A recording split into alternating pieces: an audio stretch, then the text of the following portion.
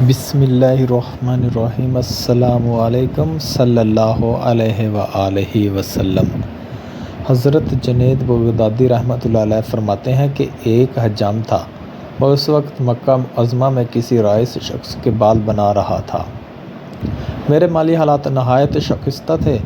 میں نے حجام سے کہا، میں اجرت کے طور پر تمہیں ایک پیسہ نہیں دے سکتا، بس تم اللہ کے لیے میرے بال بنا دو۔ میری بات سنتے ہی اس حجام نے رئیس کو چھوڑ دیا اور مجھ سے مخاطب ہو کر بولا، تم بیٹھ جاؤ۔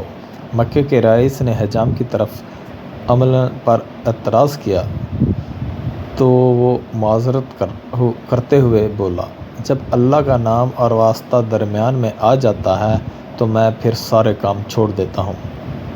حجام کا جواب سن کر مجھے بڑا تعجب ہوا اور پھر قریب آ کر اس نے میرے سر پر بوسہ دیا اور بال بنانے لگا۔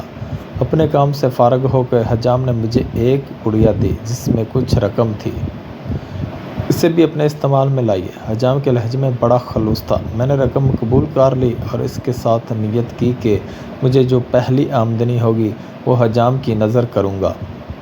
پھر چند روز بعد جب میرے پاس کچھ روپیہ آیا تو میں سیدھا اس حجام کے پاس پہنچا اور وہ رقم اسے پیش کر دی۔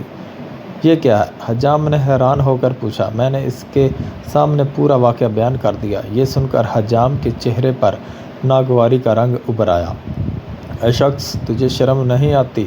تو نے اللہ کی راہ میں بال بنانے کو کہا تھا اور اب کہتا ہے کہ یہ اس کا معاوضہ ہے۔ تو نے کسی بھی مسلمان کو دیکھا ہے اللہ کی راہ میں کام کرے اور پھر اس کی مزدوری لے؟ حضرت جنید بغدادی رحمۃ اللہ علیہ اکثر فرماتے تھے، میں نے اخلاص کا مفہوم اسی حجام سے سیکھا ہے۔ اللہ حافظ۔